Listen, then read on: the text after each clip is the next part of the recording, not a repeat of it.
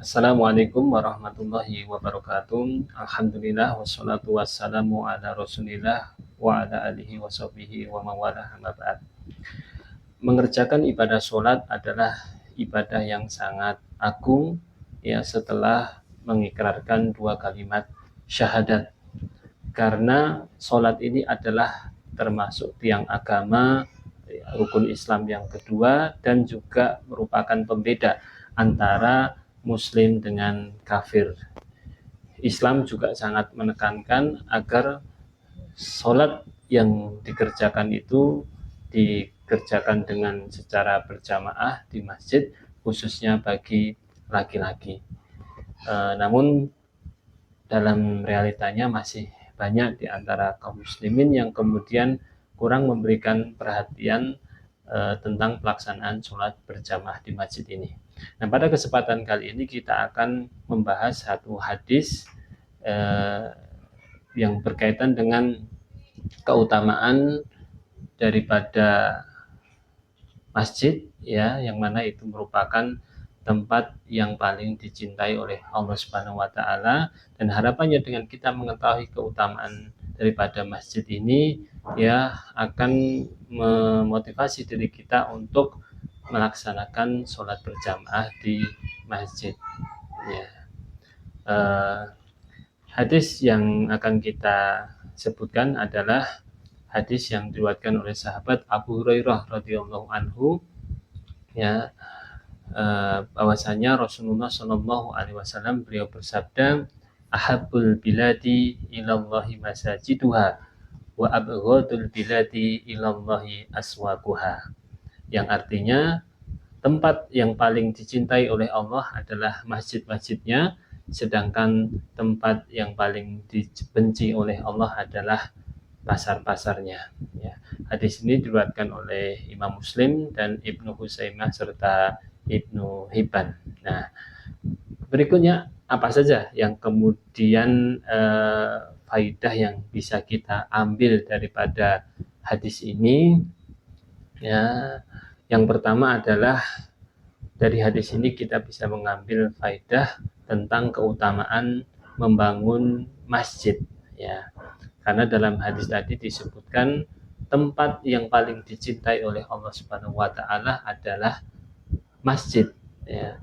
Artinya kalau kemudian kita membangun masjid, artinya kita telah mewujudkan sesuatu yang itu paling dicintai oleh Allah Subhanahu wa taala. Ya, artinya ini merupakan keutamaan tersendiri dari membangun masjid. Kemudian yang kedua,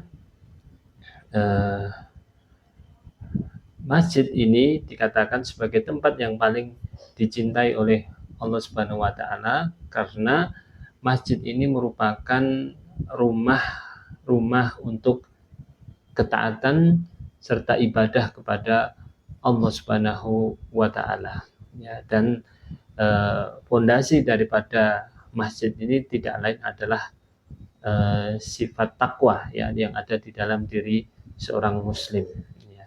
Karena tidaklah seorang muslim itu kemudian membangun masjid kemudian memakmurkannya ya, kecuali itu berangkat daripada takwa ya, keinginan untuk mewujudkan perintah-perintah Allah Subhanahu wa taala dan juga meninggalkan apa yang dilarang oleh Allah Subhanahu wa taala. Kemudian fawaid yang ketiga adalah disebutkan dalam hadis itu juga bahwasanya kalau masjid itu adalah tempat yang paling dicintai oleh Allah ya, sebaliknya yang namanya pasar ya itu adalah tempat yang paling dibenci oleh Allah Subhanahu wa taala. Nah, kenapa pasar ini menjadi tempat yang dibenci oleh Allah ya? Hal ini karena pasar ini adalah tempat yang seringkali di dalamnya itu berisikan hal-hal yang sifatnya penipuan ya. Kemudian ada riba di sana, ada sumpah palsu, ada janji yang kadang diselisihi, dan juga aktivitas yang ada di dalamnya itu seringkali ya membuat orang itu lalai dari zikrullah atau mengingat Allah Subhanahu wa taala dan hal-hal yang lainnya ya. Jadi inilah yang kemudian menjadi penyebab ya dikatakan dalam hadis di atas tadi bahwasanya pasar itu adalah tempat yang paling dibenci oleh Allah Subhanahu wa taala ya karena memang aktivitas-aktivitas di dalamnya itulah yang seringkali seringkali terjadi di dalam pasar itu hal-hal pelanggaran-pelanggaran terhadap aturan-aturan Allah Subhanahu wa taala dan juga aktivitas-aktivitas yang melalaikan seseorang dari mengingat Allah Subhanahu wa taala. Nah, kemudian yang berikutnya dalam hadis yang tadi kita sampaikan, kita juga bisa mengambil pelajaran ya berkaitan dengan sifat mencintai ya yang disebutkan oleh Nabi SAW bahwasanya tempat yang paling dicintai oleh Allah itu adalah masjid-masjidnya ya. Dari sini menunjukkan eh, atau sebagai dalil bahwasanya Allah itu memiliki sifat mencintai ya. Dan inilah yang kemudian harus kita yakini dan juga kita tetapkan ya karena ini adalah sifat yang Nabi sendiri yang kemudian menyebutkannya ya. Nah, tentu ini sekali lagi tadi kita harus meyakini dan juga menetapkan Allah Subhanahu wa taala itu memiliki sifat mencintai ya tanpa harus kemudian kita menyerupakan sifat Allah ini dengan sifat yang dimiliki oleh manusia. Ya, manusia juga punya sifat mencintai ya, namun tentu sifat cinta yang dimiliki oleh manusia ini berbeda ya hakikatnya dengan sifat cinta yang dimiliki oleh Allah Subhanahu wa taala. Dan juga dalam hadis ini juga yang faedah yang berikutnya yang bisa kita ambil ketika Allah Subhanahu wa taala menyebutkan ya dia itu mencintai suatu hal ya, maka eh, itu adalah hak dari Allah Subhanahu wa taala yang kemudian Allah menjadikan di antara makhluknya itu lebih dia cintai ya dan yang makhluk yang lainnya kemudian tidak dia cintai dan sebagainya ya itu merupakan wewenang dari Allah Subhanahu wa taala yang itu berangkat daripada ilmu serta hikmah yang dimiliki oleh Allah Subhanahu wa taala. Dan faedah yang terakhir ya begitu pula sebaliknya sifat benci ya karena ini juga disebutkan Nabi di dalam hadis tadi ya ini juga menunjukkan bahwa Allah Subhanahu wa taala itu juga memiliki sifat ini ya dan kita pun juga harus meyakini serta menetapkan adanya sifat ini bagi Allah Subhanahu wa taala tentu tanpa harus kemudian menyerupakan atau menyamakannya dengan sifat benci yang dimiliki oleh manusia.